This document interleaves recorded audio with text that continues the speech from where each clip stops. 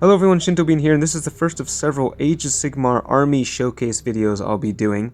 These are not competitive lists, just fun casual armies that I've come up with using the models in my collection. And in this one we have a 2000 point Seraphon monster list. So of course for the battle formation we have the Thunderquake Starhost, which gives +2 health to all of the monsters, of which there are 4 in this army. There are 4 regiments, so that's a 4-drop army, which means you probably won't be getting priority in a lot of cases, but in the current state of the game, if you have more regiments than your opponent, then you can get 2 honor guards. So my first choice would be the Agrodon Lancers, giving them special assignment +1 rend against, say, infantry or cavalry.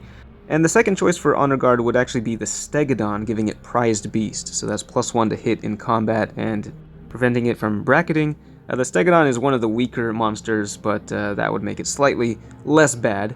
But let's take a closer look at each of the units in this army one by one.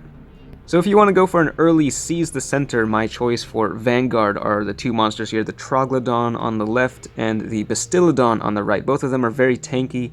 The Troglodon has regeneration. You can also give it the artifact for an additional D3 healing in each hero phase, as well as Being of the Stars, giving it an unrendable save. Its Rampage gives a -1 to hit, and then the Bastillodon has a really powerful Rampage, dealing D3 mortal wounds to targets up to 9 inches away. So if you throw these 2 out in the center of the battlefield on the first turn, your opponent will be very tempted to charge them, but they will be punished for it.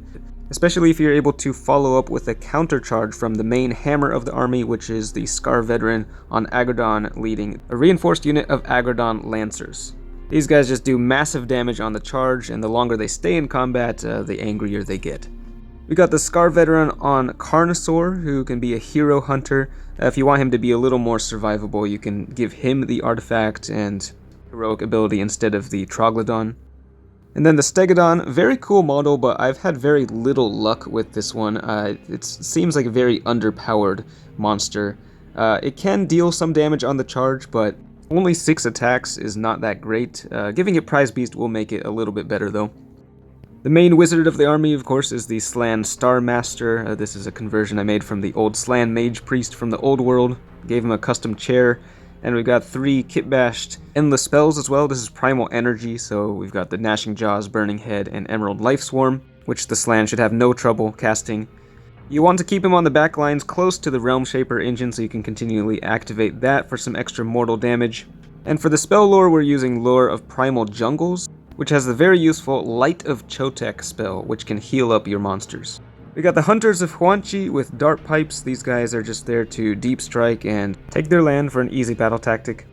And then the Pterodon Riders, while they really don't do any damage, are a cheap, fast unit that can also help you get battle tactics, and also their 2-inch coherency means they can even be used as screens. And on each of your hero phases, the Slann Star Master has a 50-50 chance of bringing back half a unit of destroyed, in this case either Pterodon Riders, Hunters of Huanchi, or Agrodon Lancers, so that can be very useful when that goes off.